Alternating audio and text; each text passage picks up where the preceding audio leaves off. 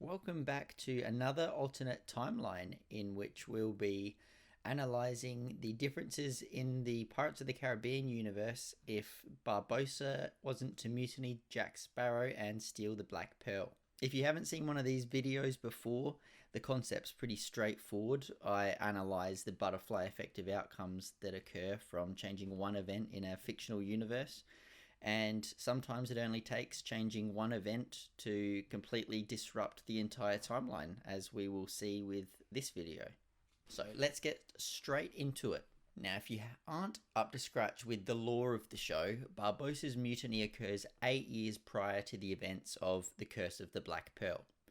Sparrow commanded the Black Pearl with Barbossa as his first mate towards the Isle de Muerta in search of Aztec gold.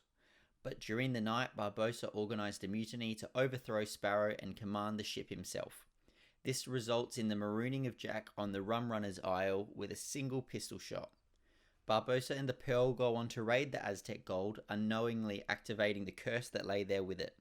Bootstrap Bill saw this mutiny as a violation against the pirate code and sent a piece of the gold home to his son William Turner, so that the pirates could suffer in their immortal bodies for their breaking of the code.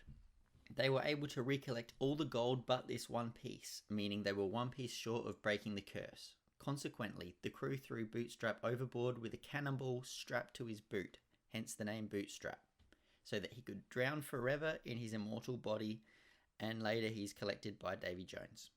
In this alternate timeline, Jack Sparrow leads the Black Pearl to the Aztec gold and therefore includes himself in the curse that fell upon the crew. Importantly, Bootstrap Bill isn't thrown overboard, and less importantly, they just call him Bill now. The pirates are able to recollect every last piece of gold, overturning the curse. This overturns the entire plot of the first movie, with the curse lifted 8 years earlier, having Jack with the Pearl rather than at Port Royal, which is where he was coming into the first movie.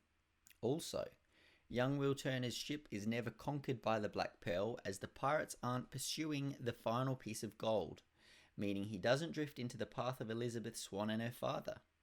Will isn't brought to Port Royal, becoming the blacksmith of the town. This means the Commodore Norrington has less competition for Elizabeth Swann. Instead, Will, with the influence of his father, succumbs to the pirate fate much sooner and joins the Pearl less reluctantly, crossing paths with Jack Sparrow when of age. And now you're thinking, does this mean Norrington finally gets to fulfill his dream and wed Elizabeth? No. Remember when Elizabeth fainted off the battlement after Norrington's proposal with her tight corset? Well, without Jack Sparrow on the ship below, alongside Mulroy and Murtogh, Elizabeth drowns in the water, faint and still constricted. But what about the guards in Norrington? The two guards haven't learnt how to swim and didn't seem very interested in trying when Jack asked them in the movie, and Norrington is stood atop the wall with large rocks emerging from the water below. I truly believe he would take the dive for her, given how smitten he is and demonstrates several times how selfless he is towards her. But for me, there's too many variables to be able to say she survives. Norrington needs to survive the dive among jagged rocks. He needs to reorient himself and drag Elizabeth to shore as efficiently as Jack did, and he needs to identify the constricting corset as quickly as Jack also, rather than just simply giving her rescue breaths. Furthermore, Elizabeth doesn't have Will's Aztec gold on her neck, and the Pearl isn't notified of its presence. And without the crew pursuing the last gold piece, they do not invade Port Royal, killing a bunch of the town.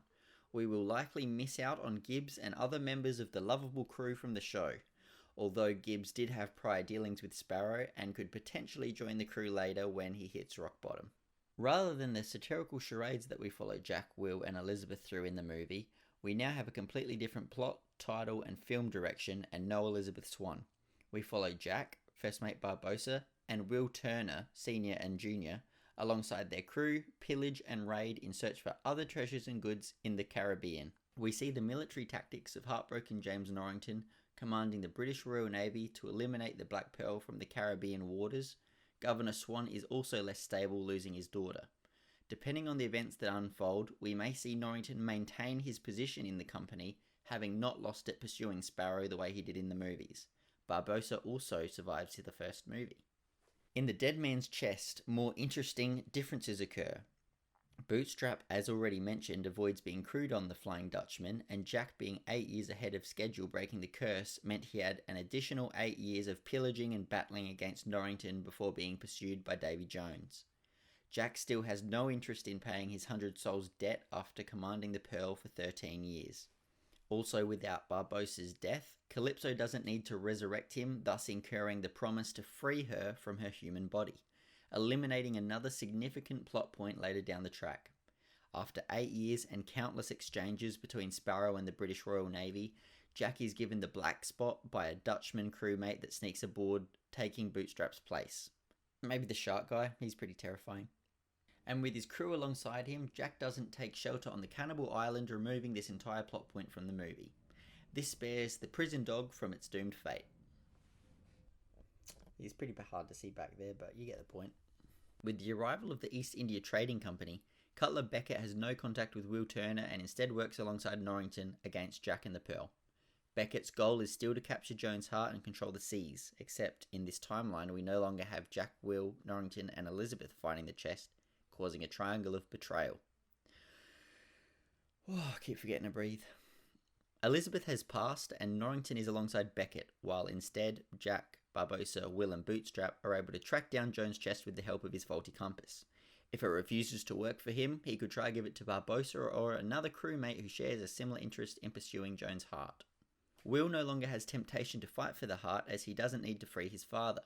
Bootstrap has shown loyalty to Jack even when his crew mutinied, and would have no interest in the heart. Barbossa could potentially experience greed and temptation to claim the heart for himself, but for now cooperates given Jack can command the Dutchman, leaving the Pearl to be commanded by himself. Norrington isn't present to steal and deliver the heart to Beckett, granting him control over Jones and the sea.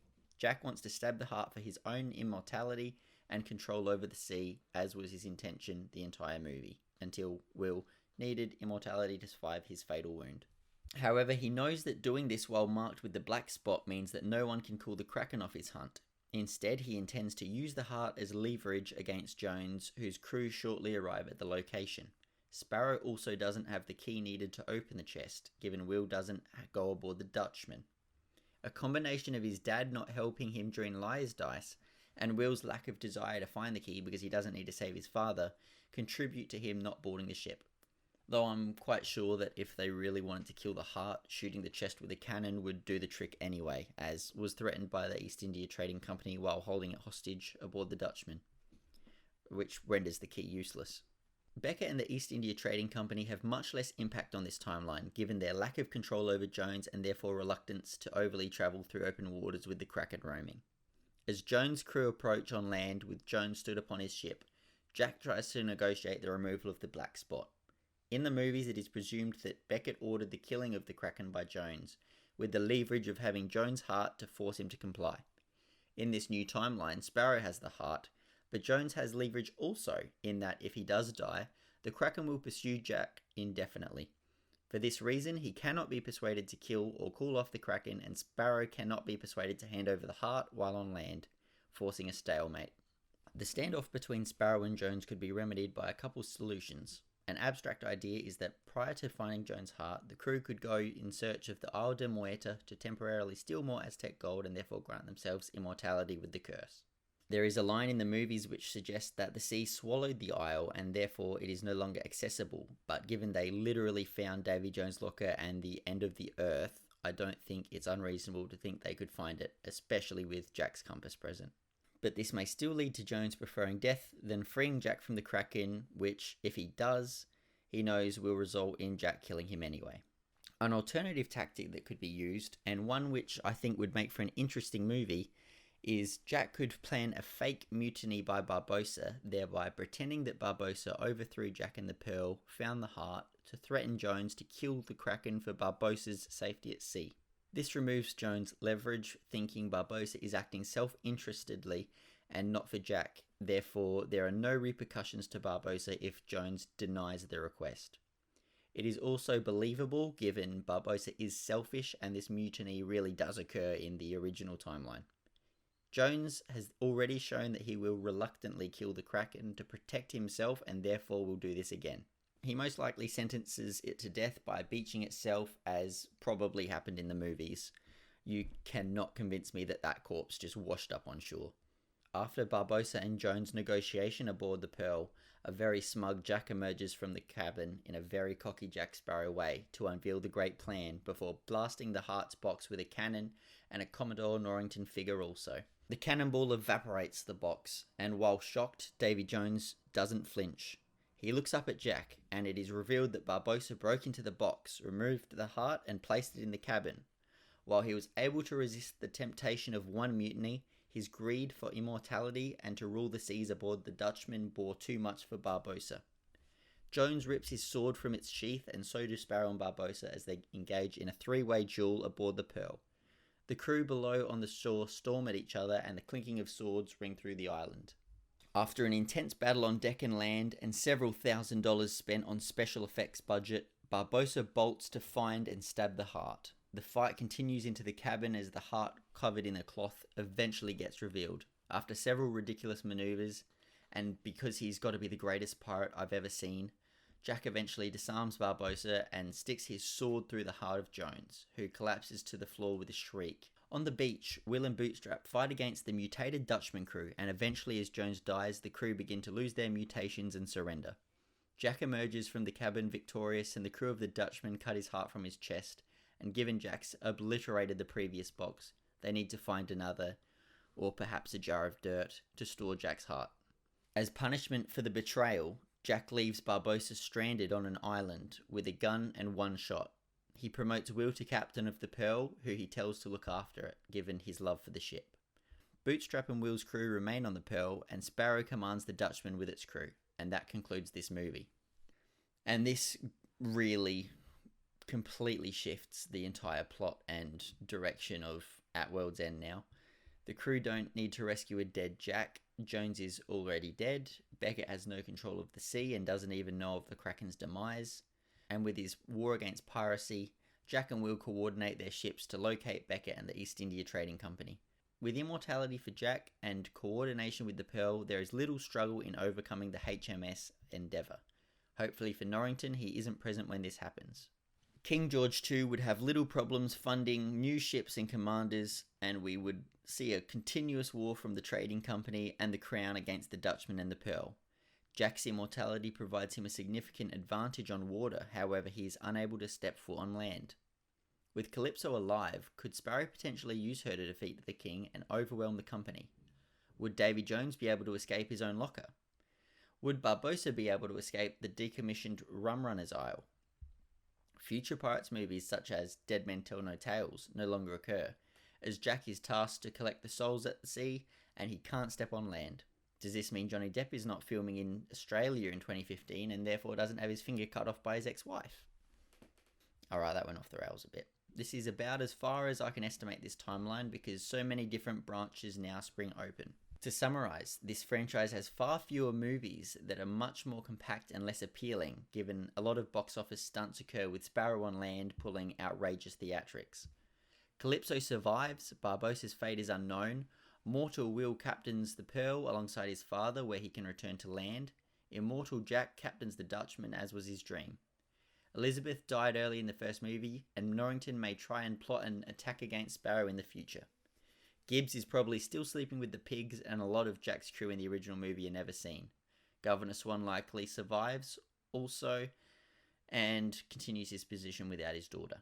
But where would the franchise go from here? Would it still be enjoyable? Could we see a Will Turner movie in the future, a little spin-off where he tries to find a love interest? Thanks for sticking around this long. I really do appreciate it, and I hope you consider liking and subscribing, as it really does help me grow this channel and provide more content like this in the future. So thanks for watching and enjoy the rest of your day. Cheers.